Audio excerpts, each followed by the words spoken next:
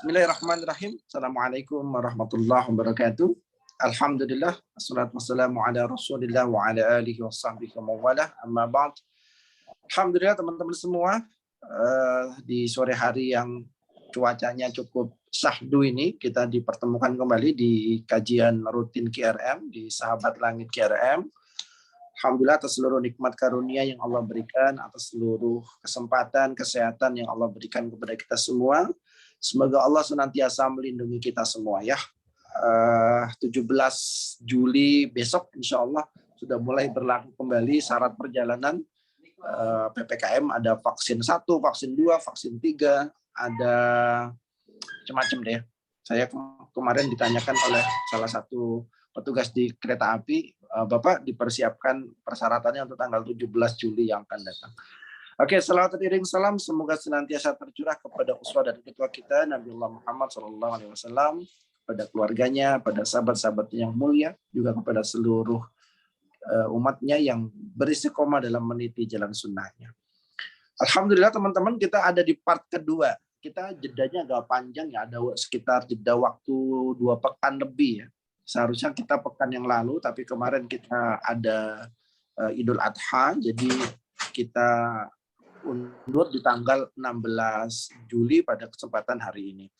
Kalau di pertemuan pertama kita belajar dengan Ustadz Nadif tentang bullying yang dihadapi anak, tapi dari satu sudut pandang yang berbeda, yaitu pelaku bullying.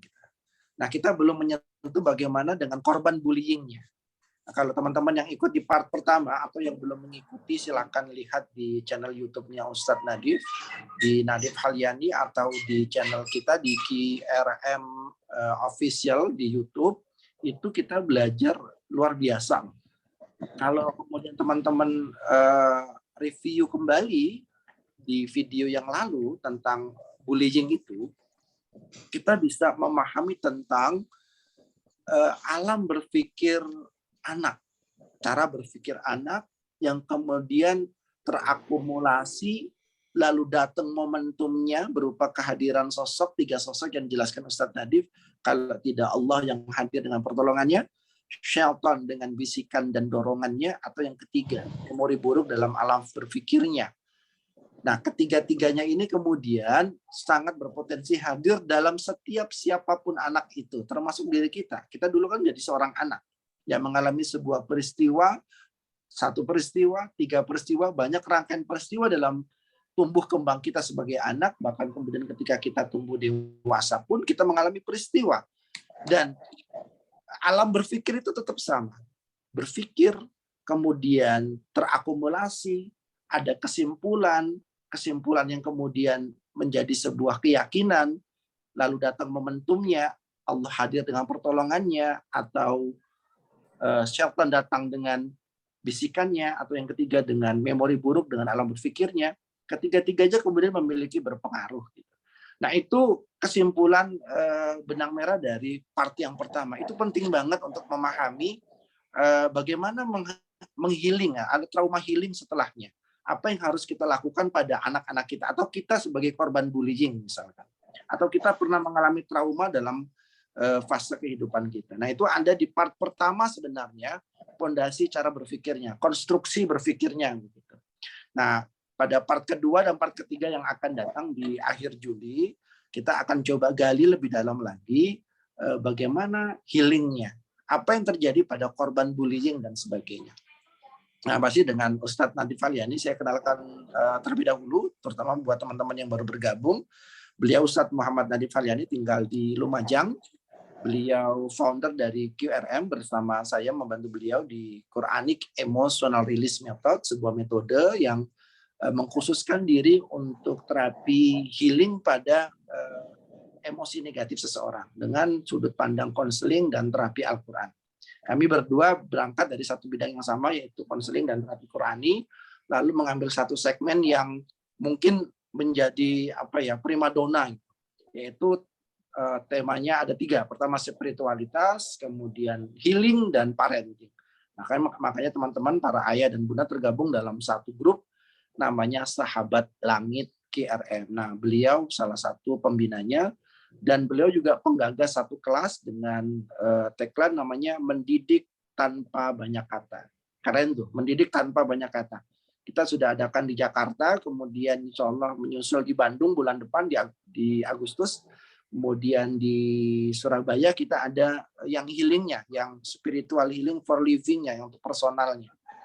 Nah itu teman-teman semua sekilas tentang Ustadz Muhammad Nadif Falyani. Beliau juga aktif dalam dunia kepenulisan. Nanti cari buku-bukunya ya, ada Jalan Keberkahan yang Sempurna, ada terapi Quran untuk untuk kanker dan minum. Ada juga buku yang fenomenal tentang mengungkap rahasia mengapa tak kunjung sembuh, tentang lalat dan sampah.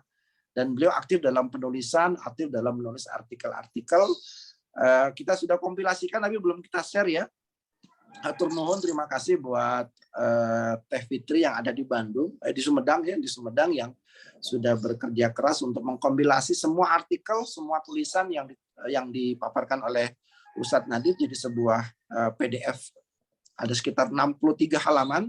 Nanti kita akan coba share ke teman-teman semua di grup Sahabat Langit 1, 2, dan 3. Gitu ya, karena kita sudah mulai lewat dari jam 4, kita akan segera mulai. Mari kita awali dengan sama-sama membaca kalimat basmalah. Bismillahirrahmanirrahim. Semoga Allah mudahkan kita untuk memahami apa yang beliau paparkan. Semoga Allah berikan taufik kepada kita untuk juga mengamalkan apa yang telah kita pelajari. Kepada Ustadz Nadif Falyani, waktu dan tempat kami haturkan sepenuhnya. Mangga. Bismillahirrahmanirrahim. Assalamualaikum warahmatullahi wabarakatuh. Alhamdulillah wassalatu wassalamu ala Rasulillah wa ala alihi wa sahbihi wa mawalah. Rabbi shrah li sadri wa yassir li amri wahlul 'uqdatam min lisani yafqahu qawli. Subhanaka la 'ilma lana illa ma 'allamtana innaka antal 'alimul hakim. Alhamdulillah teman-teman sekalian, ayah dan bunda yang dirahmati Allah, kita bersyukur kepada Allah Subhanahu wa taala atas seluruh limpahan rahmatnya. Allah hadirkan kita kembali di majelis ini. Kita doakan untuk kawan-kawan yang belum hadir, semoga Allah mudahkan urusan mereka, semoga Allah limpahkan kebaikan untuk mereka dan keluarganya. Wabil khusus untuk kita yang hadir di majelis ini, semoga niatan kita untuk hadir bersama menyebabkan turunnya ridha dan rahmat Allah untuk keluarga kita. Wabil khusus, secara khusus untuk anak-anak kita, semoga Allah jadikan mereka qurrat a'yun, penyejuk mata, anak-anak yang salih salihah. Amin ya rabbal alamin. Teman-teman sekalian yang dirahmati Allah, di sesi yang pertama kemarin kita mencoba untuk menggali apa yang ada dalam pikiran anak-anak yang sedang melakukan bullying.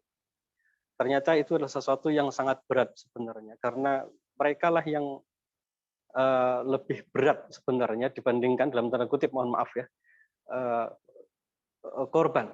Korban itu dia butuh recovery luar biasa, ikhtiar yang harus dilakukan. Tetapi pada orang yang melakukan bullying ini ada problem besar dalam dirinya, yaitu proses berpikir yang salah, cara mempersepsikan sesuatu yang salah, kemudian bahkan ada syaitan yang mengarahkan cara berpikirnya sehingga dia memegang teguh pemikiran yang salah itu. Teman-teman sekalian yang dirahmati Allah, fenomena bullying atau menghina, kemudian mengucapkan kalimat-kalimat yang buruk, atau sesuatu yang sifatnya zahir dengan perbuatan, ini tidak hanya terjadi pada anak-anak kita di hari ini. Dalam sejarah kita menemukan beberapa kasus bullying. Dalam kasusnya keluarganya Nabi Adam alaihissalam, Qabil dan Habil, kemudian dalam keluarganya Nabi Yakub, yaitu Nabi Yusuf yang dibully oleh saudara-saudaranya. Kemudian yang tidak kalah beratnya yang telah dialami oleh Rasulullah SAW ketika beliau sering dihina oleh orang-orang Quraisy sebagai seorang penyihir, bahkan kadang disebut sebagai orang yang gila dan lain sebagainya. Sebutan-sebutan buruk itu sering kali disampaikan kepada orang-orang yang benar. Sebutan yang buruk, perbuatan yang buruk itu senantiasa selalu hadir dengan bentuk yang beragam pula. Bahkan teman-teman sekalian, ada salah satu hadis yang membuat kita tertegun. Rasulullah menyebutkan tidak ada zat yang paling sabar kecuali Allah SWT. Karena dia dihina, dalam tanda kutip dihina oleh hambanya dengan menyebut bahwa Allah punya anak, mensekutukan Allah dan lain sebagainya, lalu kemudian Allah memberikan rezeki pada orang-orang itu. Allah lah zat yang maha sabar. Jadi teman-teman sekalian, kalau kita lihat fenomena menghina, kemudian memperlakukan sesuatu dengan buruk, itu tidak hanya terjadi pada anak-anak. Dan objeknya pun tidak harus anak-anak. Objeknya pun tidak harus zahir. Bahkan Allah SWT pun dihina begitu banyak disebutkan dalam Al-Quran. Yang salah satu yang paling jelas misalnya ketika ada orang yang menyebut bahwa Allah tidak ahad, atau mensekutukan Allah dan lain sebagainya, itu adalah salah satu bentuk dari penghinaan kepada Allah SWT. Jadi teman-teman sekalian yang dirahmati Allah, jadi fenomena bullying itu atau melakukan hal yang buruk pada seseorang atau sesuatu, itu bukanlah perilaku anak saja, tetapi perilaku orang yang ada sesuatu dalam dirinya. Mari kita garis bawahi poin ini, ada sesuatu dalam dirinya. Kalau yang kemarin sesuatu itu adalah proses berpikir yang salah yang ada dalam diri anak, yang kemudian nampak dalam kisah Qabil ketika dia berpersepsi negatif terhadap Nabi Adam alaihissalam dan Habil. Ternyata teman-teman sekalian yang dirahmati Allah, memperlakukan orang dengan buruk, memperlakukan sesuatu dengan buruk, itu pun sebenarnya adalah tanda bahwa dalam dirinya ada sesuatu yang lebih berat dibandingkan dengan proses berpikir saja. Kalau pertemuan yang lalu, itu tentang proses berpikir yang akhirnya dia menyimpulkan dengan cara yang salah, lalu merespon dengan negatif. Tapi sebenarnya yang lebih dahsyat dari itu sebenarnya ya, dalam diri orang yang sedang melakukan bullying atau melakukan kalimat, mengucapkan kalimat yang negatif atau berbuat negatif, itu ada yang lebih berat dalam dirinya. Mari kita renungkan surah Al-Humazah, surah yang sudah kita hafal bersama. Bagi yang bawa mushaf, boleh dibuka. Kang Mukhtar, kalau tadi yang ya, filenya masih ada, bisa di-share. Surah Al-Humazah. Ini saya ambilkan dari tafsir Qurtubi dan tafsir Ibnu Katsir. A'udzubillahi minasyaitonirrajim. Wailul likulli humazatil lumazah. Celakalah setiap pengumpat dan pencela. Kalau selama ini kita melihat bahwa mengumpat, mencela atau bullying itu hal yang sifatnya kenakalan anak, ternyata ayat ini melihat atau menjelaskan bahwa fenomena itu bukan sekedar kenakalan, tetapi lebih berat dari sekedar kenakalan, yaitu wailul likulli humazatil lumazah. Celaka, binasa, dan seterusnya, yang semakna dengan itu. Siapa mereka? Mereka adalah pengumpat dan pencela. Ada sebagian mufassir menyebutkan ini semakna. Humazatil lumazah itu semakna yang kemudian digabungkan menjadi satu yang maksudnya adalah pelipat gandaan makna. Tapi kemudian ada yang menjelaskan yang dimaksud dengan dua kalimat ini adalah pertama menghina di depannya, yang kedua menghina di belakangnya. Menghina secara langsung di depannya, secara verbal, yang kedua menghina di belakangnya. Yang kedua maknanya adalah yang pertama itu menghina secara zahir dengan ekspresi wajah, bahkan dengan pukulan, dengan aksi zahir, bullying secara fisik. Kalau yang kedua bermakna bullying secara secara verbal, secara ucapan. Inilah yang disebutkan oleh Imam Qurtubi. Ini saya ringkas ya, sebenarnya panjang penjelasan beliau. Kurang lebih di dua kalimat itu, wailul likulli humazatil lumazah itu ada di sekitar dua makna itu. Menghina secara zahir di depan maupun di belakangnya, memusuhi di depan atau di belakangnya. Kemudian yang kedua, melakukan sesuatu yang buruk yang bersifat zahir maupun yang bersifat verbal. Jadi ini proses apa yang terjadi di anak-anak kita hari ini. Tentu sekalian yang dirahmati Allah, ayat ini dibuka dengan wail. Celakalah orang-orang yang melakukan dua sifat tadi, dua perbuatan itu. Mencela di depannya, di belakangnya, atau melakukan secara fisik maupun verbal. Kecelakaan itu binasa, hancur, mengalami musibah, kesulitan, dan sejenisnya. Jadi kalau kita renungkan di ayat ini, orang yang memiliki sifat itu lebih dari sekedar kenakalan semata. Jadi ini bukan sekedar fenomena anak nakal kemudian mengganggu kawannya. Ya, ini bukan sekedar fenomena anak nakal yang kemudian iseng ganggu temannya tanpa sebab, tetapi lebih berat dari itu. ada potensi kecelakaan dalam dirinya. Nanti coba ya dilihat di tafsir Qurtubi tentang makna celaka di situ. Celaka, binasa itu satu makna di situ. Jadi orang yang melakukan ini, dia sedang memancing dalam tanda kutip, mengundang dalam tanda kutip, semua potensi kebinasaan dalam dirinya sendiri. Berarti semua orang yang melakukan tema ini, mengganggu orang lain, memusuhi orang lain, menyakiti orang lain secara zahir di depannya maupun di belakangnya. Semua keburukan itu cepat atau lambat akan kembali pada dirinya. Karena cepat atau lambat akan kembali pada dirinya, ini menjadi persoalan berat. Jadi teman sekalian, walaupun kita ini tidak melakukan bullying itu di depan mata si orang ini, si target itu, kita memfitnahnya di belakang, menyebutnya dengan sebutan yang buruk, membicarakan semua keburukannya atau apapun lah yang kita inginkan, semua itu pada akhirnya kembali pada diri orangnya sendiri. Celaka. Siapa yang celaka? Yang pertama kali disebut celaka itu justru si pelakunya. Ayat ini menunjuk si objek pelakunya itu adalah yang mengalami kecelakaan itu adalah si pelakunya. Itu sebabnya dalam dua kajian ini kita fokus kepada si pelaku dulu. Karena nanti yang betul-betul celaka itu adalah si pelakunya. Nanti kita akan masuk di surah Al-Ahzab untuk melihat bagaimana profil orang yang dibully. Jadi orang yang melakukan bullying secara zahir, secara fisik maupun secara verbal, itu dia sedang mengundang kecelakaan bagi hidupnya sendiri. Kemudian ayat selanjutnya, alladzi jama'a malahu wa'addadah, yaitu orang-orang yang mengumpulkan harta lagi menghitung-hitungnya. Pada ayat yang ketiga, dia mengira bahwa hartanya dapat menjadikan dia kekal. Saya coba cari apa rentetan ayat ini dengan sebelumnya. Ayat sebelumnya itu bercerita tentang orang yang melakukan bullying, menyakiti orang lain. Tetapi tiba-tiba ayat setelahnya menceritakan tentang orang yang mengumpulkan harta dan berbangga-bangga dengan harta itu. Apa ada kaitannya? Yang cukup menarik itu kalimat dari Syekh Sulaiman Ashqar.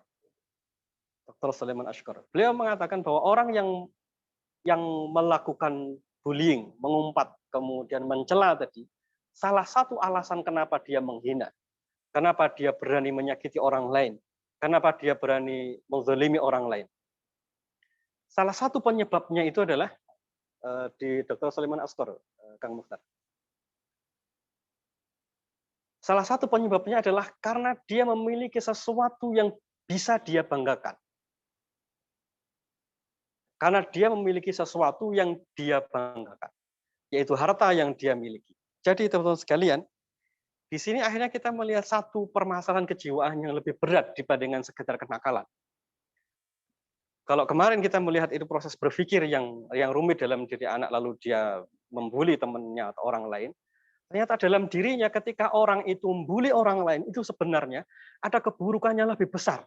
Apa itu? Yang mengancam dirinya kalau dia melakukan keburukan itu. Entah suatu saat akan datang dalam wujud apa, kita tidak tahu. Yang jelas Rasulullah hanya menyebutkan kezaliman itu adalah salah satu dosa yang menyebabkan turunnya balasan dunia dan akhirat. Sebagaimana durhaka pada orang tua, balasannya itu dunia dan akhirat. Nah, menzalimi orang lain itu juga demikian. Berbuat buruk kepada orang lain itu juga demikian. Nah, orang yang menghina, mengumpat, mencela tadi, dia punya potensi yang merusak untuk hidupnya sendiri. Dia mengundang kecelakaan atas dirinya. Tapi yang kedua ini yang lebih rumit. Ternyata kata Dr. Sulaiman Ashqar, beliau mengatakan bahwa orang yang menghina tadi sebenarnya alasannya adalah dalam dirinya itu ada semangat mengumpulkan harta. Ada semangat berbangga-bangga terhadap harta. Jadi, semua ekspresi ketika dia memukul, menghina, dan lainnya, itu ada problem yang lebih besar. Kecintaannya terhadap harta. Fokus pikiran dan hatinya terhadap harta. Ini kita masih berhenti di surah Al-Humaza dulu. Pikirannya itu fokus kepada hal itu. Sehingga dia merendahkan orang yang tidak punya. Sehingga dia menghina orang yang miskin. Sehingga dia menzalimi orang yang membutuhkan. Intinya, dia punya sesuatu yang menjadi orientasi dalam dirinya. Dia merasa punya sesuatu yang menjadi backing.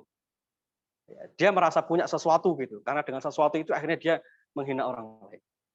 Jadi teman sekalian yang dirahmati Allah, Akhirnya kita jadi ngelus dada gitu ya. Jadi kalau misalnya anak-anak itu bisa berbuat zalim pada seseorang, selain dalam pikirannya ada persepsi seperti kajian kita sebelumnya, ternyata dalam dirinya itu ada keburukan yang lain. Ya, para ayah dan bunda sekalian yang dirahmati Allah. Ada keburukan yang lain yang dalam dirinya yang mungkin jauh lebih besar. Dia membanggakan, ini kalau konteksnya harta, dia membanggakan harta itu. Kalau dia punya kekuatan, dia membanggakan kekuatan itu. Kalau dia punya kekayaan orang tuanya, dia membanggakan orang tuanya.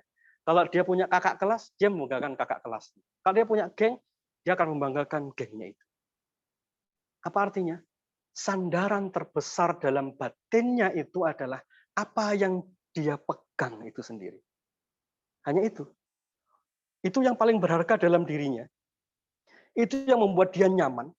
Itu yang paling dia kejar dalam hidupnya. Itu yang paling dia buru. Jadi di sini bukan sekedar kenakalan, tetapi dalam dirinya sedang memburu sesuatu dan dia sudah mendapatkan itu. Lalu dengan semua yang dia miliki itulah kemudian dia menyakiti orang lain. Kawan-kawan sekalian yang dirahmati Allah, kalau ini persoalannya berarti sebenarnya ada yang lebih mendasar kan? Ada yang lebih mendasar daripada sekedar kenakalan, karena artinya dia memiliki keburukan yang besar. Dan keburukan itu sekali lagi adalah ada orientasi yang salah dalam jiwanya. Ya, orientasi yang salah dalam jiwanya. Itu yang dia kejar. Kalau ayat ini menjelaskan tentang dia mengejar harta. Dia berbangga dengan harta itu. Yang dengan itu kemudian dia meremehkan orang lain. Itu yang menyebabkan akhirnya hilang empati. Dia tidak mampu menunjukkan empati kepada orang lain. Karena bagi dia yang penting itu ya punya harta banyak tadi. Ini kalau kasusnya harta. Kalau dia senioritas, yang penting itu senioritas. Kebanggaan terhadap senioritas. Kalau yang dia miliki geng, kelompok, yang dia miliki itu adalah geng kelompok itu. Apa efeknya? Hilang empati kepada yang lemah. Hilang hormat kepada yang lain. Karena yang dia banggakan itulah yang dia pegang. Serius kan ya? Akhirnya ini persoalan membuli ini jadi tidak sederhana karena itu artinya mencerminkan sesuatu yang sedang berkecamuk dalam diri anak. Wailul likulli humazatil lumazah alladzi jama'a malahu wa 'addadah.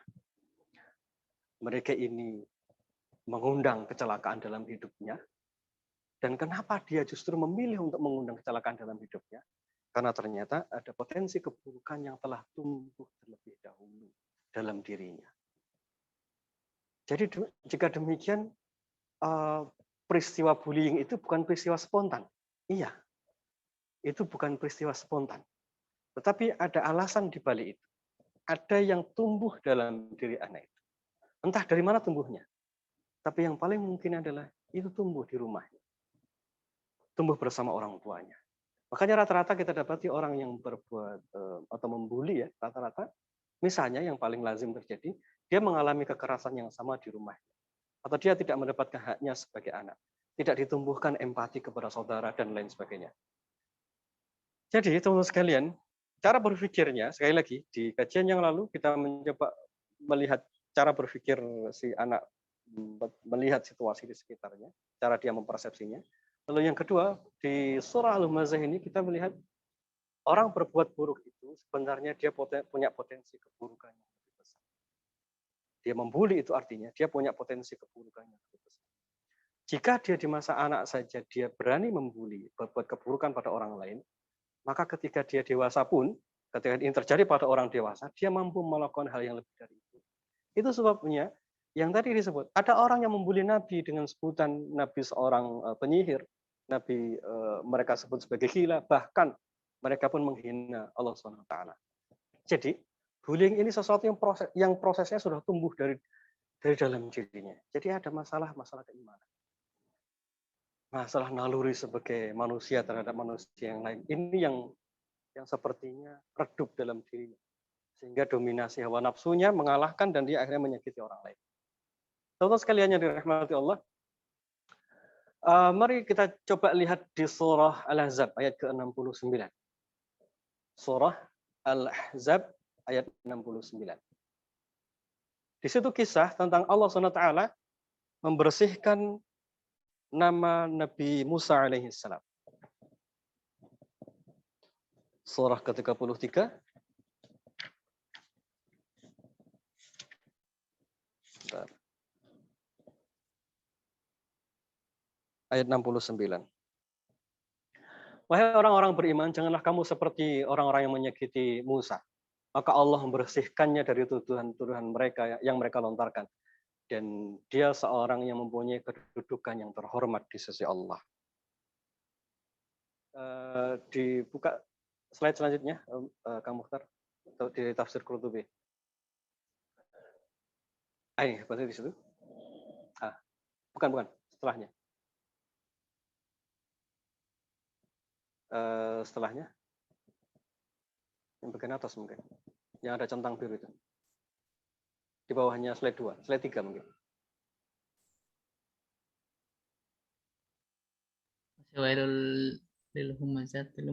Oh, bukan, belum dicantumkan berarti. Belum ada. Belum ada. Baik, kalau di tafsir Qurtubi dan di tafsir Ibnu Katsir ada beberapa pendapat tentang apa yang telah dilakukan oleh Bani Israel kepada Nabi Musa alaihissalam. Ada beberapa pendapat. Yang pertama, mereka menuduh Nabi Musa alaihissalam telah membunuh Nabi Harun. Karena waktu itu Nabi Harun bersama Nabi Musa sedang naik ke atas bukit, lalu begitu turun ternyata Nabi Harun telah wafat. Nabi Musa tidak punya saksi. Dalam tafsir itu disebutkan Nabi Musa tidak punya saksi sehingga tidak bisa membela diri. Namun kemudian Allah menyelamatkan Nabi Musa alaihissalam dari fitnahan itu dengan beberapa cara yang Allah sebutkan, yang disebutkan oleh Ibnu Katsir dan Imam Qurtubi. Salah satunya Allah bangkitkan sesaat Nabi Harun kemudian menceritakan peristiwa yang terjadi. Itu yang pertama. Yang kedua, Bani Israel ini menyebut Nabi Musa alaihissalam berzina. Ini di tafsir Qurtubi, menzinai seorang perempuan. Tapi dua pendapat ini tidak dikuatkan dan yang lebih dipilih oleh Imam Qurtubi adalah pendapat yang ketiga. Pendapat yang ketiga adalah, dan pendapat yang ketiga ini juga disebutkan oleh Imam Ibnu Katsir dalam tafsir Ibnu Katsir, yaitu Nabi Musa alaihissalam ini digunjing, dirasani, difitnah oleh orang-orang Bani Israel. Mereka menyebut bahwa Nabi Musa alaihissalam ini punya penyakit di badannya sehingga beliau tidak pernah mau mandi bersama laki-laki yang lainnya karena kebiasaan di antara mereka biasa mandi bersama. Dan Nabi Musa karena sangat pemalunya, kata Ibnu Katsir, beliau sangat pemalu, beliau tidak mau mandi bersama mereka.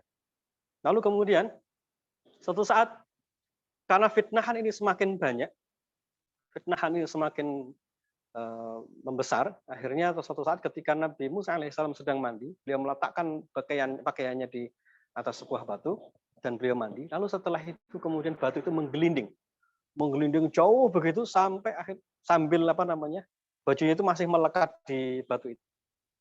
Sampai akhirnya Nabi Musa alaihissalam mengejar batu itu, dan ketika mengejar itu, mohon maaf, beliau tidak mengenakan pakaian tentunya ya. Kemudian melewati orang-orang yang biasanya menghina beliau. Dan seketika itu pula mereka kemudian berhenti menghina Nabi Musa karena melihat tubuh Nabi Musa sempurna. Ini pendapat yang lebih dipilih oleh Imam Qurtubi dan dipilih oleh Ibnu Katsir. Jadi Allah SWT membersihkan nama Nabi Musa alaihissalam. Teman-teman sekalian yang dirahmati Allah, situasi orang yang dibully itu salah satunya adalah dia tidak punya kemampuan untuk membela diri. Ini situasi batin, situasi pikiran, situasi batin orang yang sedang dibully. Dia tidak punya kemampuan untuk membela diri. Karena memang tidak mungkin. Karena orang yang membuli tadi sebenarnya dia tidak punya alasan membuli pun dia tetap bisa melakukannya. Ya, kalau yang terjadi pada Nabi Musa alaihissalam ini ada alasan.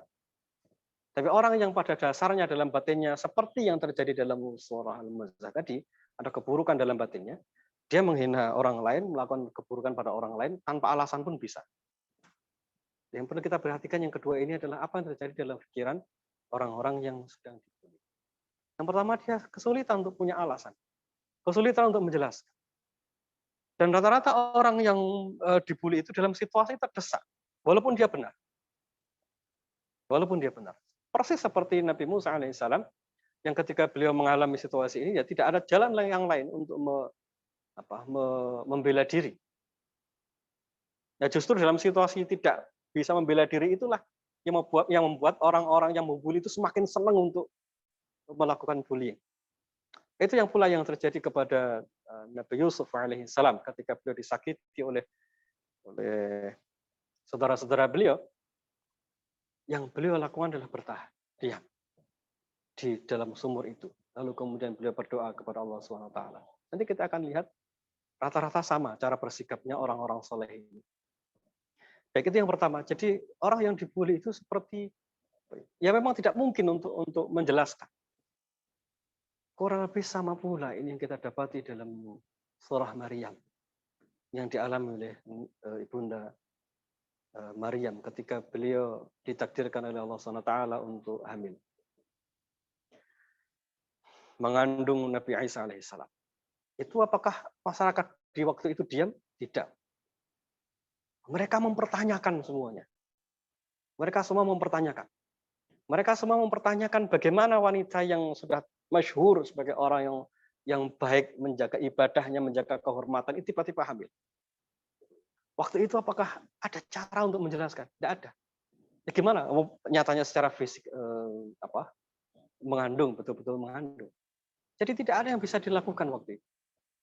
Rata-rata orang yang mengalami bullying itu, rata-rata mengalami situasi batin semacam ini. Melawan itu salah, diem itu tidak nyaman. Berontak itu tidak berani, diem itu tersiksa. Itulah situasi yang rata-rata terjadi pada orang-orang yang dibully. Yang kedua, kabar gembiranya adalah, teman sekalian yang dirahmati Allah, kalau situasinya begitu. Dalam kisahnya Nabi Adam alaihissalam, Qabil dan Habil, Allah turun tangan, yaitu memilih korbannya Habil.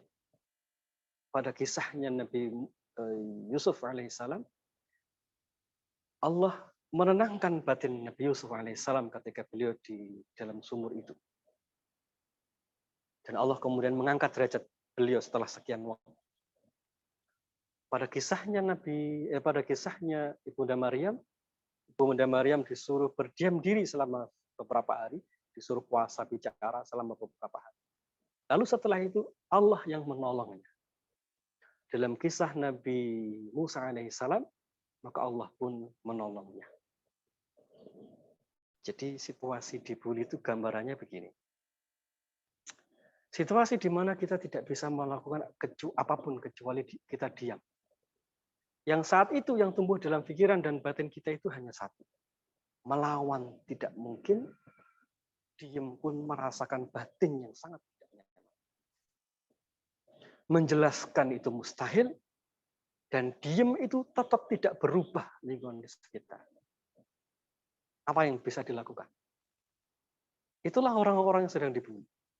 Teman-teman sekalian yang dirahmati Allah. Kalau ini terjadi pada orang dewasa, itu relatif lebih mudah. Dia punya keberanian untuk melawan atau membalas. Tapi bagaimana kalau ini terjadi pada anak-anak kecil? Tentu akan lebih rumit dari itu. Kenapa? Kita masuk ke teori yang dulu kita bahas di kajian-kajian sebelumnya, tentang fase sebelum 12 tahun. Fase sebelum 12 tahun itu, anak-anak belum punya kemampuan untuk mencerna sesuatu dengan timbangan yang baik dan benar. Yang ada hanya emosi atau perasaan, merasakan sesuatu. Tapi tidak punya kemampuan untuk memberikan opsi lebih banyak untuk melihat. Karena memberi opsi lebih banyak untuk melihat sesuatu itu pikirannya orang yang sudah balik atau orang yang sudah dewasa. Misalnya, kita dijewer sama orang tua. Lalu kita mikir, oh mungkin ayah sudah capek karena dari pagi hingga sore bekerja. Itu pikirannya orang dewasa. Anak yang belum balik di bawah usia 12 tahun, belum punya opsi berpikir yang berbeda. Jadi kalau dia takut, ya beneran ketakutan. Jadi kalau dia merasa marah, ya bener merasa marah. Coba renungkan lagi, kaitkan dengan tema yang tadi. Situasi di mana dia tidak bisa membalas, harus tetap dia merasakan, dan pada saat yang sama dia tidak punya alternatif cara berpikir yang berbeda. Makanya kemudian perasaan berlipat ganda rasa sedihnya. Perasaan sedihnya, marahnya itu menjadi berlipat ganda dan menjadi sangat sulit dilupakan. Itu yang terjadi pada anak-anak ketika mereka mengalami bullying. Karena di fase di bawah usia 12 tahun itu atau belum balik itu, akalnya belum sempurna sehingga dia belum mampu memberikan opsi-opsi yang berbeda untuk melihat sebuah kejadian. Nah, kalau sudah dewasa, dia punya opsi baru. Ngelawan, saya lapor ke guru, saya lapor ke polisi. Itu pikiran orang yang dewasa. Tapi pikiran anak-anak belum punya opsi itu. Itu yang membuat anak-anak yang mengalami bullying itu traumanya jauh lebih melekat dibandingkan dengan orang dewasa. Karena orang dewasa itu mampu berjiwa besar. Dia bisa mengumpulkan banyak argumen untuk dirinya sendiri, sehingga dia bisa memaafkan orang lain dengan caranya sendiri seiring waktu. Tapi anak-anak yang masih di usia di bawah 12 tahun, itu situasinya. Dia belum punya kemampuan untuk memberikan opsi tambahan dalam berpikirnya. Sehingga ketika dia ketakutan, itu betul-betul ketakutan yang mencekam. Ayah dan bunda yang dirahmati Allah, paham ya situasinya ya. Di surah Al-Ahzab tadi, situasinya, ya memang tidak bisa membalas. Kemudian di surah Maryam, dia juga tidak bisa menjelaskan. Itu situasi batinnya. Tapi ada kabar gembira yang kita temukan di beberapa surah itu. Yaitu, Allah SWT itu selalu turun tangan membantu mereka. Kabarkan ini kepada Ananda, kepada kita semua yang pernah dibully dari kecil hingga sekarang ini misalnya. Pada saat kita tidak bisa bicara apapun, pada saat kita situasinya terdesak, menjelaskan salah, diam salah, ngomong keliru, membalas juga nggak mungkin, tapi harus menahan diri. Selama kita dalam situasi benar, rentetan peristiwa yang tadi dalam ayat-ayat itu semuanya mirip, yaitu Allah SWT lah yang kemudian turun, menolong, dan mengklarifikasi semuanya selesai. Pak, tapi kan butuh waktu untuk itu. Ya, memang butuh waktu untuk itu. Pak, tapi kan tidak mudah. Iya, memang tidak mudah. Tapi itu cara yang paling selamat. Jadi teman sekalian, kalau tadi wailul likulli humazatil lumazah, para pembuli itu mengundang kecelakaan dalam hidupnya, orang yang menjadi kurban itu sebenarnya sedang mendatangkan pertolongan ke dalam hidupnya. Dua sisi yang jauh 180 derajat kebalikan. Persoalannya adalah bersabar dengan proses itu yang tidak mudah. Tapi ini alurnya demikian. Alurnya. Orang yang terus berbuat keburukan tadi, cepat atau lambat dia akan mendapatkan keburukan itu. Sedangkan orang yang terus bersabar dalam kebaikan tadi, dia cepat atau lambat dia akan mengundang datangnya pertolongan-pertolongan dalam kehidupannya. Jadi, kalau kemudian kita tanya, Pak, apakah kemudian semua trauma ini atau bullying itu akan berpengaruh dalam kehidupan dia di kemudian hari? Saya ingin garis bawahi, bisa iya, bisa enggak. Bisa iya atau bisa juga tidak. Faktanya dalam semua kisah-kisah tadi, walaupun ini tentu orang-orang soleh yang sempurna imannya ya, sedikit pun tidak berpengaruh dalam kehidupan mereka. Berarti cara berpikirnya, bullying itu berbahaya, iya. Berpengaruh dalam pribadinya, iya. Tetapi manakala orang itu bisa berpikir dengan cara positif, baik, dia mendapatkan pertolongan Allah, mendapatkan rahmat dari Allah SWT, maka dia akan tetap bisa menjalani hidupnya dengan cara yang baik. Kalau kita takut kemudian kita bilang kehidupan anak ini di kemudian hari akan banyak masalah, dia tidak bisa mandiri, dia kemudian jadi banyak problem, tidak bisa sukses, enggak Pak, enggak. Kita akan letakkan cara berpikir itu, kenapa? Karena sebenarnya kita ini selain dibekali dengan iman, takwa tadi ya, secara naluri kita ini dibekali kemampuan untuk menyesuaikan diri. Jadi, ayah dan bunda sekalian yang dirahmati Allah, kita tidak perlu terlalu khawatir. Waspada boleh dan harus dilakukan, bekali dengan pemahaman dan sikap yang benar, tapi tidak boleh terlalu khawatir, terlalu takut. Karena kalau anak-anak kita dalam posisi yang benar, insya Allah dia akan mendapatkan pertolongannya. Dan kita menemukan bukti itu banyak sekali. Bukankah kita temukan pula anak-anak yang dulunya hidup dalam situasi sulit, lalu kemudian ketika dewasa dia menjadi anak yang berhasil, sukses. konklusinya ya, konklusinya. Saya ingin garis besar kisahnya Nabi Yusuf alaihissalam. Konklusinya. Nabi Yusuf alaihissalam itu di usia 12 tahun itu beliau mendapatkan problem yang berat, dibully yang di luar batas, ya, di luar batas. Apakah kehidupan beliau kemudian menjadi drop, menjadi gelap setelah itu? Enggak. Tidak. Jadi perhatikan alur perjalanan beliau. Dari masuk di sumur di usia 12 tahun, nanti ketika dewasa kemudian beliau di istana, sebelumnya ke dunia perbudakan dijual, kemudian ke istana menjadi pembantu di sana. Dramanya selesai? Oh, belum selesai. Di sana pun mengalami musibah, yaitu di penjara, difitnah. Tapi di ujungnya beliau kemudian menjadi pembesar. Kita tutup mata, tutup telinga bahwa beliau seorang nabi. Kita tutup mata dari itu semua dulu.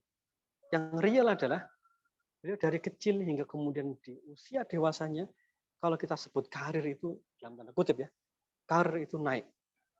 Yang awalnya hidup di sebuah pedalaman, kemudian mengalami bullying yang begitu berat, lalu kemudian beliau menemukan takdir yang luar biasa.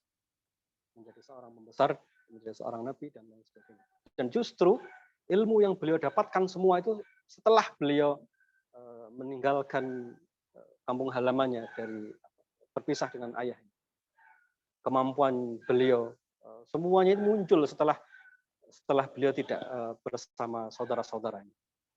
Jadi teman-teman sekalian yang dirahmati Allah, ayah bunda, walaupun anak itu dibully kayak apapun, kalau dia masih bisa berpikir dengan cara yang benar, dengan cara yang positif, dia akan tetap bisa bangkit. Dia akan tetap bisa menemukan potensi terbaiknya. Dia akan tetap bisa menghadapi semua problem di hadapannya. Tidak akan ada masalah sedikit pun. Justru bullying atau gangguan ketika dia berproses belajar itu menjadi kekuatan yang luar biasa baginya untuk tumbuh. Nah, akhirnya pertanyaan terakhirnya adalah bagaimana kita bisa membekali anak-anak itu cara berpikir yang baik, ya, sehingga dia menghadapi bullying yang tadi itu bukan dengan batin yang trauma, tetapi dengan batin yang positif. Nah, itu nanti kita lanjutkan di sesi berikutnya, insya Allah. Mungkin gitu, Ustaz Daus, prolog diskusi kita di malam sore ini. Saya kesulitan untuk mengambil banyak kesimpulan. Antum terlalu banyak materi yang daging semua ini. Dan teman-teman semua. Jadi saya punya saya berkenalan dengan Ustaz Hadib itu sudah lama lah ya.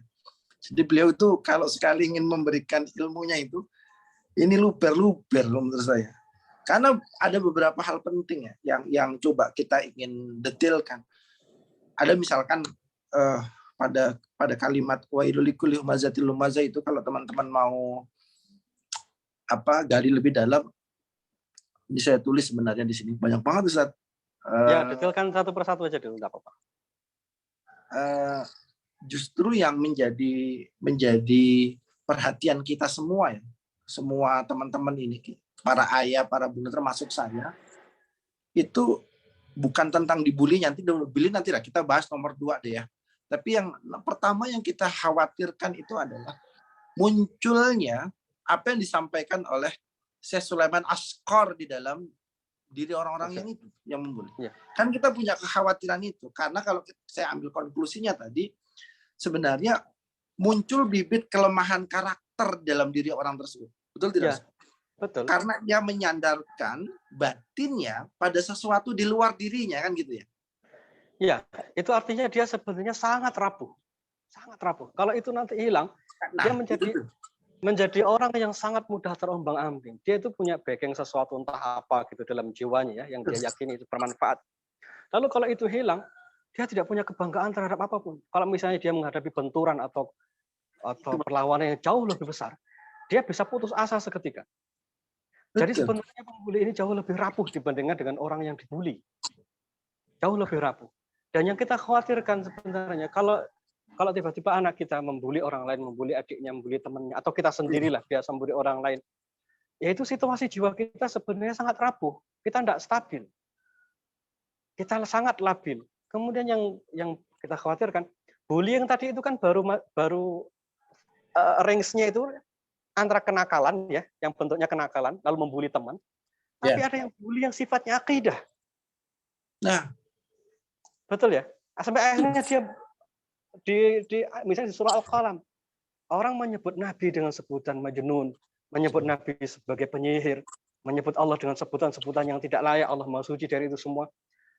Ini kan berarti membuli atau memperlakukan orang lain dengan buruk itu punya range yang begitu lebar, yang dari sifatnya kepribadian perilaku nakal bisa sampai masuk ke wilayah sifatnya akidah.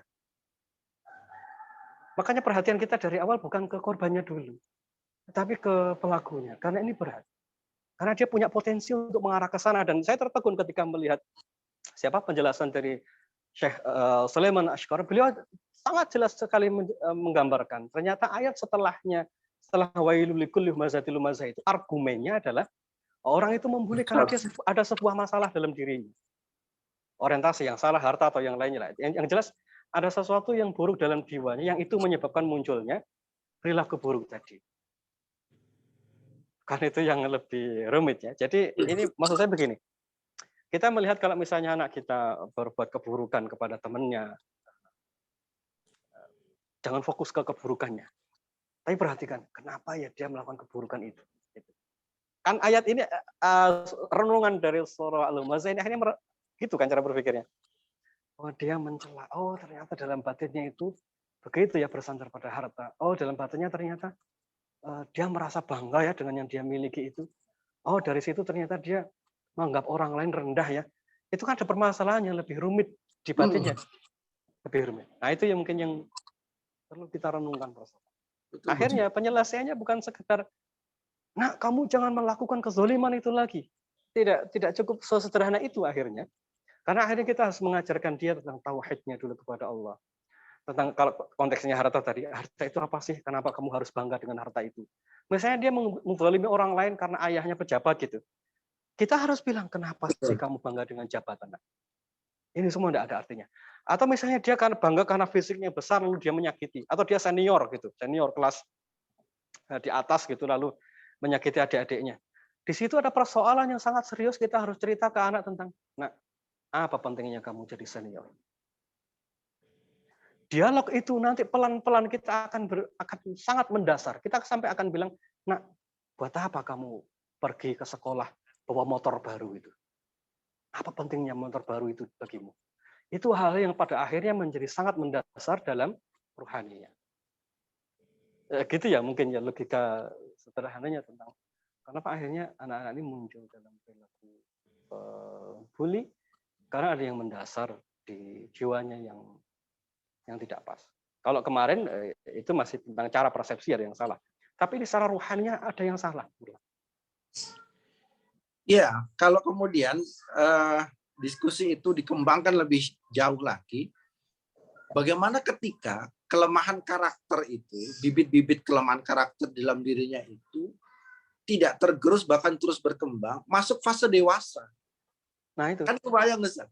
Mulai dia memikul beban amanah sebagai orang dewasa, mulai memikul amanah sebagai orang yang bekerja, mulai memikul amanah sebagai kepala keluarga, sebagai seorang pasangan dari orang lain, jadi seorang bapak, seorang ibu. Kebayang nggak teman-teman semua? Ruwetnya akhirnya keburukan itu akhirnya muncul menjadi ranting-ranting keburukan yang lain karena faktor tersebut. Ya. Ngeri ya? Ya, betul. Makanya saya bilang ini terlalu banyak materi yang perlu didetailkan sebenarnya. Salah satunya materi ini, karena ini lebih mengerikan daripada kemudian mengobati trauma healing dari korban bullying. Gitu Sat ya. Oke, dulu ada yang mau nanya dulu. Tapi saya ingin, mumpung saya masih ingat ya, tadi ada di konklusi terakhir. Ini alam berpikir saya sebenarnya, tapi belum tentu benar, perlu di cross check ya. Saya tertarik bagaimana kemudian part pertama kemarin ketika kita bicara tentang momentum di mana ada Allah hadir pada diri seorang anak gitu. Ya. Allah itu hadir gitu, atau syaitan yang hadir dengan bisikannya, atau yang ketiga memori buruknya. Tapi antum kemudian menjelaskan tentang Nabi Yusuf alaihissalam. Saya cuma pengen menggambarkan begini, ada satu peristiwa, satu momentum kalau bahasa kita yang kecil tapi kemudian itu justru berpengaruh dalam kehidupan anak Yusuf alaihissalam. Ketika Nabi Yusuf alaihissalam 12 tahun itu mengalami bullying yang di luar logika kita, masuk di dalam sumur yang kemungkinan besar kalau tidak sakit ya mati gitu kan, gitu saja. Kalau tidak ditemukan ya mati gitu kan.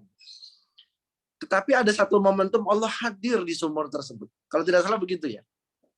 Allah hadir menenangkan Nabi Yusuf alaihissalam di sumur tersebut. Ada satu peristiwa bullying yang begitu luar biasa, kemudian ada di dalam sumur dan Allah hadir dengan pertolongan dan menenangkan Nabi Yusuf alaihissalam. Lalu kita mendapati dalam cerita Nabi Yusuf alaihissalam, beliau mengalami drama dalam kehidupannya. Ada diperbudak, menjadi diperbudak. Tentu ini kita bayangin perbudakan kayak di film-film itu kan mengerikan. Lalu masuk penjara, difitnah, banyak struggle drama dalam kehidupannya membuat seseorang di titik nadir Nabi Yusuf alaihissalam. Tapi kok beliau bisa survive? Saya harus mengambil kesimpulan begini. Karena dahulu ketika ia di dalam sumur pun Allah hadir dengan pertolongannya. Begitu tidak Ustaz? Jadi ketika seseorang pernah mengalami satu peristiwa yang begitu buruk, lalu Allah hadir menyelamatkan dirinya. Ketika dia mulai mengalami peristiwa-peristiwa buruk berikutnya di dalam kehidupannya, peristiwa-peristiwa dramatis dalam kehidupannya, dia cuma bilang yakin, nanti juga Allah akan tolong saya. Ya. Satu itu. Yang kedua, mengapa kok konsepsi berpikir tentang Allah hadir dengan pertolongan itu begitu kuat? Saya melihat fase 0 tahun sampai umur 12 tahun ketika Nabi Yakub alaihissalam sebagai ayahnya mendidik Yusuf alaihissalam. Mengenalkan Allah, mengenalkan tentang tauhid, mengenalkan luar biasa. Tapi kan Allah itu belum hadir secara konkret dalam alam nyatanya. Masih dalam konsepsi didikan, ibadah, obrolan, ada takwil mimpi, dikenalkan tentang kehebatan kakek-kakek moyangnya, Nabi Ibrahim alaihissalam, Nabi Ismail alaihissalam, Nabi Ishak. Masih tergambar dalam pikiran, alam berpikir seorang anak itu, ya masih begitu di pikirannya. Nyatanya ketika momentum itu hadir, Allah hadir dalam pertolongannya di sumur ketika Yusuf dibully. Saya ngambil kesimpulan, anak-anak itu kadang ketika dia mendapatkan momentum yang begitu buruk, misalkan dibully di anak saya deh Ustaz, misalkan anak saya pernah mengalami fase itu, teman-teman, anak saya pernah mengalami fase itu yang nomor 2 ya. Beliau pernah mengalami fase dibully, dimarginalkan, tidak diajak main, macam-macam begitu, sampai akhirnya beliau mencari banyak cara untuk kemudian bisa diterima dengan teman-temannya.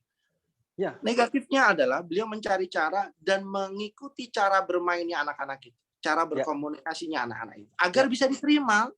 Ya, betul. Sampai akhirnya beliau melakukan sesuatu yang fatal, men-share konten-konten yang seharusnya tidak dikonten. Dia tidak, itu biasa ya di teman-teman begitu. Ternyata itu sama teman-temannya yang dia harapkan bisa menerima itu di screenshot, dilaporkan ke sekolah. Jadi temannya ini yang dia anggap menjadi teman baiknya justru yang kemudian melaporkan anak saya ke sekolah, dan akhirnya saya harus hadir ke sekolah untuk dipanggil guru dan menyelesaikannya. Tapi teman-teman semua, Masya Allah, Ananda ini bisa struggle ya, bisa sampai akhirnya Allah berikan pertolongan, dia tekun, dia pelajari apa yang ada di YouTube, di pelajaran. Akhirnya dia menjadi ranking 1 dan itu jadi comeback. Sangat percaya dirinya sangat naik, rasa syukurnya, rasa senangnya. Dia yakin bahwa ketika berdoa pada Allah, dia yakin ketika dia sabar, ketika dia yakin membaca Quran, baik dengan orang tua, baik dengan guru, Allah akan nolong dia. Dan itu sekarang karakter semakin kuat. Nah gitu kurang lebih teman-teman semua. Nanti didengar lagi rekamannya, recordingnya. Ada 2 hal utama sebenarnya dari kajian ini. Yang pertama tentang bibit keburukan yang bisa berubah menjadi karakter lemah dalam diri seseorang yang membuli. Yang kedua tentang konklusi bagaimana meyakinkan diri bahwa ketika dibully itu Allah pun akan menyelamatkan dia, bahkan mengangkat dia menjadi jauh lebih baik. Cuma seni meyakinkan diri seorang anak itu yang perlu dipelajari, Bang Ustaz. Nanti kita diskusi. Gitu ya. Aduh, lama ini kita ngobrolnya. Udah jam 7, udah jam 17, Ustaz. Kita buka diskusi ya. Mohon maaf teman-teman semua, waktu yang sangat terbatas. Kita buka diskusi 15 menit deh. Mau ngomong apa boleh. Kita forumnya bebas. Para ayah, para bunda silakan. Yang nggak boleh itu nge-share dagangan di dalam grup, nggak boleh. Apalagi nge-share anak panah ya, jualan anak panah, nge-share itu nggak boleh. Ya modusnya modus penipuan. Silakan teman-teman yang pengen berdiskusi, angkat tangan ini siapa nih? Ada satu orang. Siapa yang bertanya? Oh, Ibu Iis Hasanah dari Sukabumi. Silakan Ibu, nyalakan audionya. Singkat, padat, cepat ditanggapi sama Ustaz Hanif. Terima kasih Ustadz. Assalamualaikum. Waalaikumsalam. Betul sekali ya materi hari ini padat ya, sehingga kita kewalahan nih mendengarnya. Ya betul. Begini Ustadz, ini tentang pembuli ya. Jadi saya konsennya di orang dewasa nih. Kenapa tentang pembuli ataupun orang yang suka dolim. Jadi kadang-kadang saya berpikiran, ini saya pribadi gitu ya, berpikiran bahwa orang-orang yang suka ngeprank itu ya, prank bahasanya itu termasuk pembulian kalau menurut saya gitu ya. Makanya tolong diluruskan atau dikoreksi.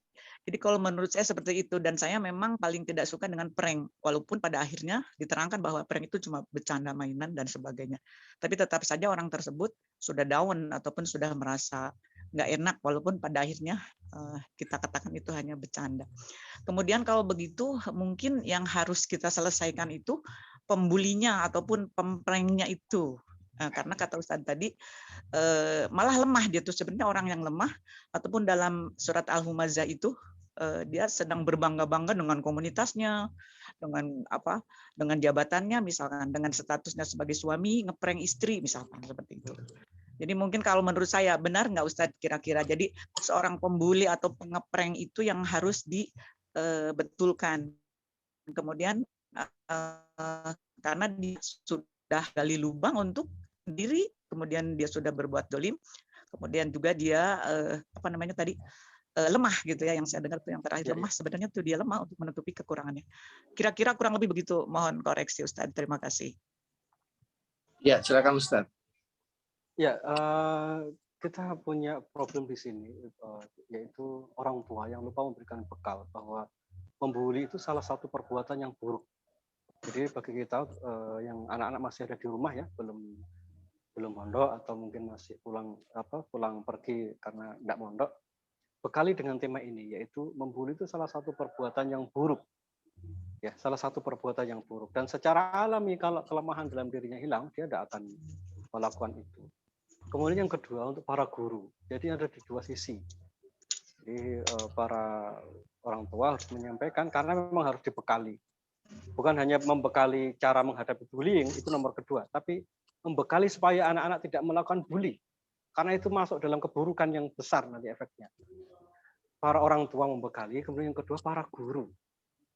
Para guru harus membekali tema tentang ini, tentang jangan melakukan perbuatan buruk kepada orang lain, jangan menghina, jangan menyakiti secara fisik, walaupun itu bercanda. Walaupun itu bercanda. Orang itu terbiasa bercanda dengan kebohongan-kebohongan sampai akhirnya Allah tetapkan dia menjadi seorang pembohong. Hati-hati dengan hadis itu ya. Jadi prank itu atau candaan yang bohong itu terus-menerus, setiap kebohongan dilakukan berulang kali, pada akhirnya keburukan itu menjadi bagian dari dalam diri. Teman-teman sekalian, setiap ucapan itu ditulis oleh para malaikat. Ya, ditulis oleh para malaikat. Sampai para malaikat ini, malaikat Raqib dan Atid itu setiap kalimat yang keluar ini mereka milih dulu.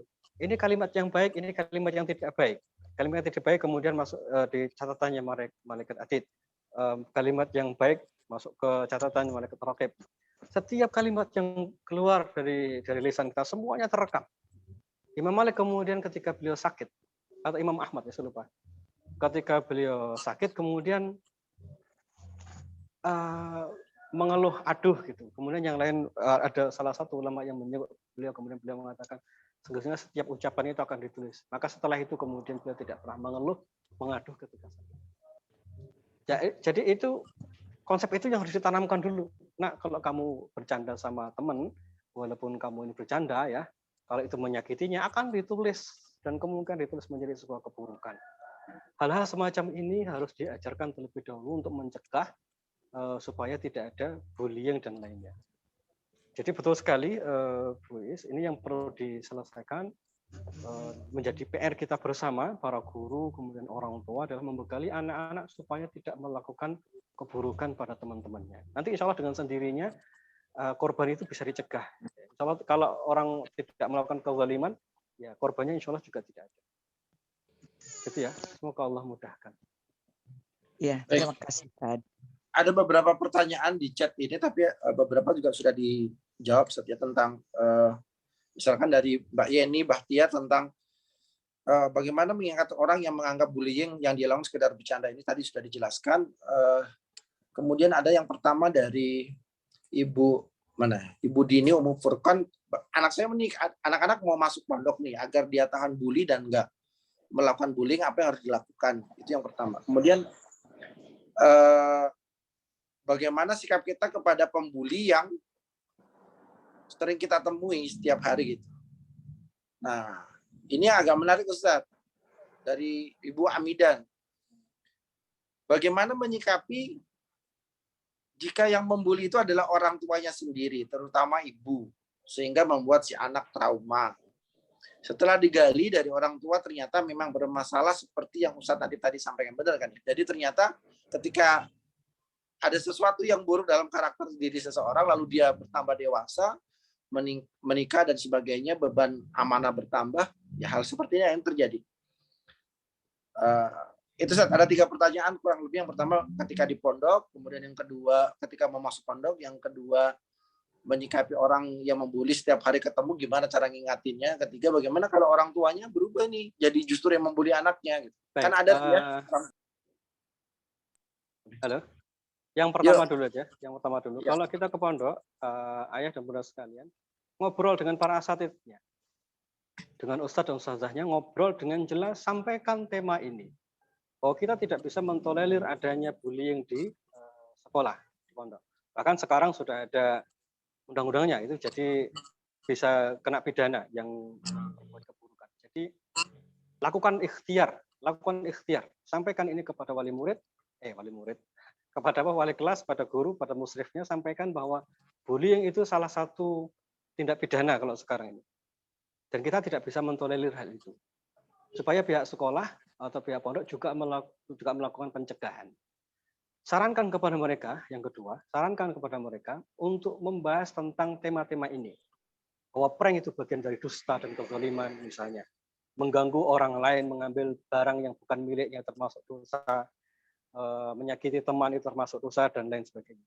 Suruh minta kepada pihak sekolah untuk rutin menjelaskan tentang hal-hal semacam ini.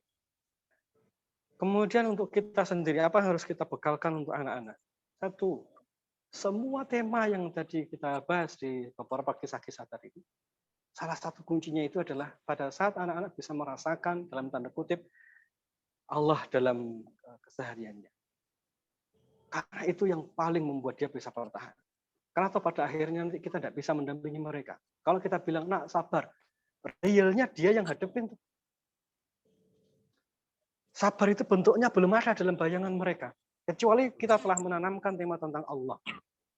Maka fahamkanlah semua kisah yang tadi kita bahas. Nah, kalau kamu berada dalam situasi yang benar, Allah pasti akan turun tangan. Kezaliman itu pasti akan kembali pada pemiliknya. Kalau kamu sabar, kamu punya kekuatan, kamu bertahan tidak membalas, insya Allah kamu akan dapatkan banyak kebaikan. Sabar dulu. Lalu ketika kita bilang sabar itu jangan diem. Nah, kamu sabar. Sekarang ayah, sekarang ibu yang akan bilang ke ustadz-ustadzahnya. Tidak bisa kita bilang gini, nah kamu yang sabar ya. Itu begitu masuk ke pondok lagi pusing. Karena kita sebagai orang tua hanya bilang sabar. Tambahin kita bilang, nak kamu sabar, ini ayah sama ibu yang akan ngomong ke wali kelas. Jadi ibu tampil, ayah tampil, hadir. Ya, ayah dan ibu hadir. Jangan diam. Kenapa orang tua perlu hadir? Karena tadi anak di usia di bawah 12 tahun lah misalnya, ya, mereka belum punya opsi berpikir lebih banyak dibandingkan dengan orang dewasa. Karena di situ yang dominan feeling-nya, entah dia sedih, entah dia takut, entah dia tidak berani membalas. Jadi fahamkan tentang posisi itu. Besarkan jiwanya, nasihati, nak, fahamkan tentang Allah. Kemudian yakinkan bahwa kita hadir bersama anak-anak dalam setiap urusan mereka, insya Allah. Kemudian yang berikutnya, sampaikan tentang satu hal. Tentu ini akan kontroversial kalau saya sampaikan. Tapi saya harus sampaikan apa adanya, yaitu kezaliman itu boleh dibalas dengan kezaliman yang setimpal. Itu Al-Quran yang bilang. Ya, keburukan itu boleh dibalas dengan kezaliman yang setimpal. Tapi kalau ini nanti dipublis, ini akan jadi rame gitu ya. Yang jelas begini, jadi ketika kita dizalimi sama orang, jangan diem. Caranya jangan diem gimana? Datangi gurunya, supaya tidak menimbulkan efek yang lebih besar. Oh, berarti kalau saya dipukul, tidak usah mukul. Hentikan kezalimannya dengan cara yang tidak ada resikonya. Gitu. Ya. Hentikan kezalimannya dengan cara yang kecil resikonya. Caranya gimana? Lapor kepada gurunya. Kalau lapor tidak bisa kepada guru, lapor kepada polisi. Intinya jangan diam. Karena kalau orang itu disuruh diam saja, satu, ada orang yang pertama ini dia bisa sabar dengan menghadirkan perasaan, insya Allah nanti akan pertolongan Allah datang. Itu ada orang yang bisa, itu yang orang yang pertama ini. Tapi ada orang yang begitu dinasihati semacam ini tetap tidak bisa. Kita bilang, nak sabar, nak tidak usah balas. Tidak bisa, tetap perasaan marah, tidak suka, benci, sampai akhirnya putus asa, tidak mau sekolah lagi. Dia belum bisa lega kalau tidak melakukan sesuatu. Nah, yang begini ini harus ada salurannya. Yang begini harus ada salurannya. Ibu dan bapak tidak bisa cukup bilang, nah, tidak usah balas. Untuk orang yang kedua ini dia butuh saluran. Maka salurkanlah dengan cara yang benar, yaitu, nak, kamu boleh balas, tapi dengan cara yang tidak ada resikonya. Temui guru, lapor ke ayah, ke ibu, nanti ayah sama ibu yang akan lapor ke para guru. Kalau para guru diam, ayah sama ibu yang akan mendatangi orang tuanya. Kalau mereka diam, ayah sama ibu yang akan lapor ke polisi. Jadi jangan didiamkan, karena ini keburukan. Dan kita benar, anak kita yang dizalimi itu benar. Yang dukung banyak dan pasti semua membela. Seandainya ini masuk ke sidang pengadilan sekalipun, pasti akan dibela. Gitu ya. Dan yang ngomong begini bapaknya, jangan ibunya. Ya Pak ya, Bu. Jadi nanti kalau ke pondok anak-anak ngalami begini yang ngomong bapaknya. Jangan yang ngomong ibunya, karena kalau ngomong ibunya nanti jadi sedikit melo. Jadi bersikaplah sesuai porsinya. Jadi tidak membahayakan orang lain, juga tidak membahayakan anak-anak kita sendiri. Sesuai dengan porsinya. Begitu ya, itu untuk membekali anak-anak. Pahamkan bahwa selama dia benar, maka banyak yang akan membelanya. Allah akan membela, Allah akan menolong, dan semua orang pasti akan membela orang-orang yang benar. Bentuknya detailkan. Nanti ayah yang akan nemui orang tuanya, ayah yang nemui para guru. Kalau perlu ayah yang akan lapor ke polisi. Gitu ya. Itu untuk pertanyaan yang pertama. Yang kedua, Ustaz? Yang kedua, kalau mengingatkan orang yang suka membuli, sedangkan orang tersebut sering ditemui tiap hari. Kurang lebih sebenarnya sama. Kita punya dua pilihan. Satu, kita berdiam diri dengan terus berbuat baik padanya. Tapi apa iya kita bisa yang begini? Gitu. Apa iya kita bisa gitu? Misalnya ada orang zalim, tetap berbuat baik, tetap silaturahim, tetap bermuka manis. Kalau tidak bisa, pilih yang kedua. Bersikap yang setimpal. Apa itu? Kalau dia buruk, ya sudah diam, menjauh. Ini disebutkan oleh Syekh Utsaimin ketika beliau ditanya tentang seseorang, orang ini bertanya, bagaimana hukumnya? Boleh nggak saya menjauhi seseorang yang kalau saya dekat dengan orang itu, maka ada masalah dalam agama saya? Kata beliau, boleh untuk menyelamatkan agama. Ya kalau misalnya kita dekat dengan orang ini kemudian tambah semakin buruk, dia menzalimi kita, menjauh tidak ada masalah. Ya, menjauh tidak ada masalah. Untuk menenangkan diri karena kita tidak mampu melakukan hal yang pertama. Apalagi membalas dengan setimpal kita tidak bisa. Ya sudah menjauh, kemudian doakan dengan doa kebaikan. Kenapa harus doakan dengan doa kebaikan? Supaya tidak ada trauma. Kalau kita pergi dari orang yang buruk itu, sekedar pergi saja, itu pelampiasan. Batin kita masih nyesek kalau ketemu orang itu lagi nanti. Itu emosi negatifnya masih ada di batin. Jadi gimana? Yang aman, tinggalkan orang itu, menjauh sejenak, lalu doakan dia dengan doa kebaikan. Diulang terus begitu. Caranya hanya begitu. Ya, amankan diri kita dari sesuatu yang buruk yang bisa mempengaruhi kualitas agama kita, mempengaruhi kualitas spiritual kita. Tidak ada masalah. Bukan dalam rangka memutus silaturahim, tetapi untuk menyelamatkan agama. Yang begitu diperbolehkan. Insya Allah. Yang ketiga, bagaimana kalau yang membulinya adalah orang tua? Orang tua tidak sama dengan kawan. Semua cerita kita yang tadi itu, kalau teman ya, kalau orang tua ya jangan dibalas. Saran saya yang pertama, bersabar, diam, dan jangan banyak bikin masalah. Diam saja. Kalau beliau berbuat keburukan, kurangi intensitas berinteraksi, secukupnya, sekedarnya. Apalagi kalau kita perempuan misalnya, tanya tadi Bu Hamidah, kalau kita perempuan, Cukuplah fokus kita ngurus suami dan ngurus anak-anak. Fokuskan ke situ. Terus ke orang tua bagaimana? Silaturahim seperti biasa, tetapi hindari komunikasi terlalu berlebihan jika itu mengundang konflik. Datang hari Sabtu, bawa oleh-oleh, cipika-cipiki, salat di sana, nginap, setelah itu besok pulang. Jangan banyak bicara yang akan mengundang perselisihan. Saya kira kita bisa memperkirakan kok. Ini kira-kira apa yang akan membuat kita ada masalah. Itu kalau kita ingin dan itu masih benar kalau kita perempuan ya. Kalau kita laki-laki, jangan tetap mendekat karena mereka orang tua kita, ibu dan bapak kita. Bakti kita kepada beliau berdua tidak akan pernah bisa dihapus dengan apapun. Kalau perempuan ya dia beralih ke suami. Walaupun tetap perlu memuliakan ayah dan ibunya. Tapi prioritasnya ke suami. Tapi kalau laki-laki, anak laki-laki, wes sudah, enggak usah terlalu banyak dipikir. Ya omongannya enggak enak, ya sudah, enggak usah dengerin. Pokoknya pulang, bikinkan kopi, bikin transfer, nanti ngobrol bareng. Kalau bikin masalah ya sudah, enggak usah ngobrol. Ya pulang ke rumah, lihat ada yang bocor, dibetulin. Ruangan perlu dicat, ya sudah dicat. Sibukkan, yang penting silaturahim terus jalan. Jadi jangan perlakukan orang tua seperti teman. Kalau sama teman enggak suka lalu kita pergi, itu teman. Kalau orang tua kita enggak suka, ya kita tetap datang. Bagaimanapun kita pernah lahir dari rahim mereka. Itu tidak tergantikan dengan situasi buruk mereka. Itu ya. Wes sing sabar. Semoga Allah berikan kekuatan. Saya tuh tertarik dengan kalimat jawaban yang ketiga itu. Yo transfer.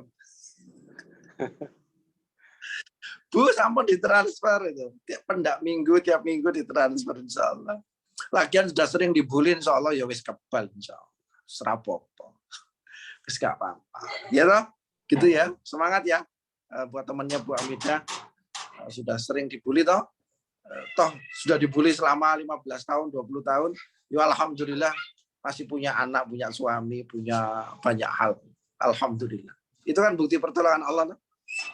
Ya toh. Sudah dibully sejak dulu. Toh ya enggak kenapa-kenapa kan. Ini kan cuma masalah tidak. Tidak apa-apa insya Allah. Sudah jam berapa ini? Sudah zuhur, ada asar belum di Jawa Timur? Kalimantan. Oh, jenengan di Purwokerto ya? Di Maghrib Pak Ustadz, asar. Oh, ya maghrib ya, maghrib. Sorry.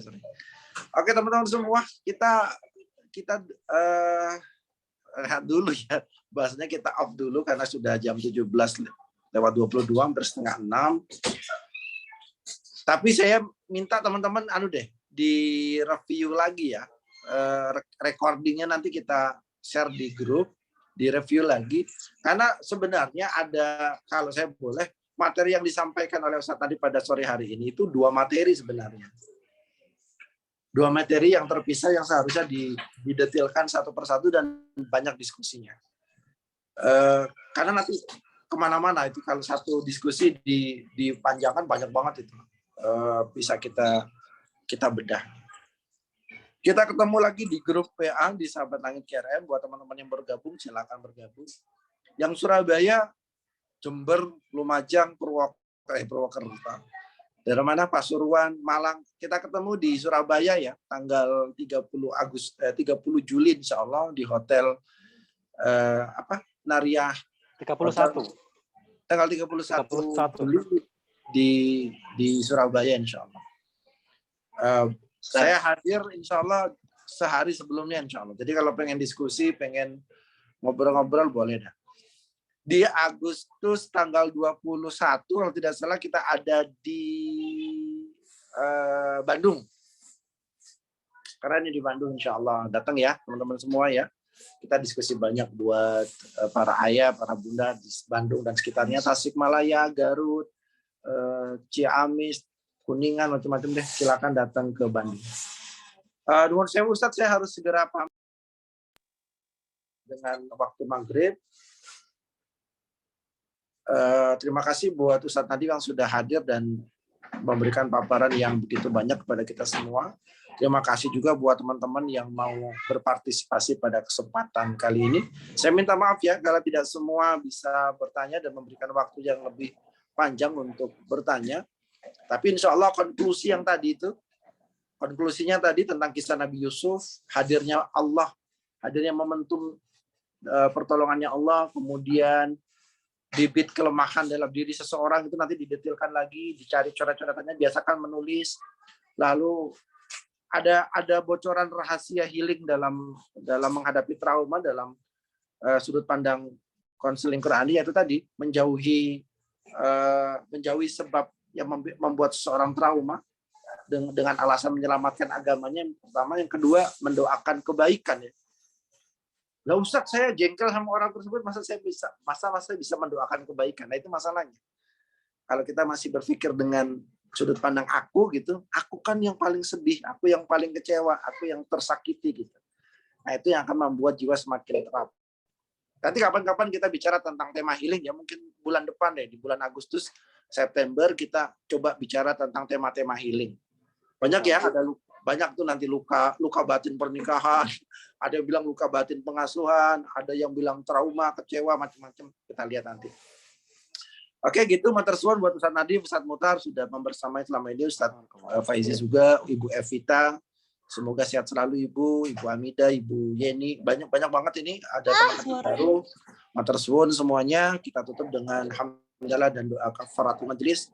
Alhamdulillahirabbil alamin. Subhanakallahumma bihamdika asyhadu an la ilaha illa anta astaghfiruka wa atubu ilaik. Sampai ketemu di Surabaya, sampai ketemu di Bandung, sampai ketemu di Zoom meeting selanjutnya tanggal 29 Juli insyaallah. Adanallahu wa iyyakum ajmain. Barakallahu fikum. Assalamualaikum warahmatullahi wabarakatuh.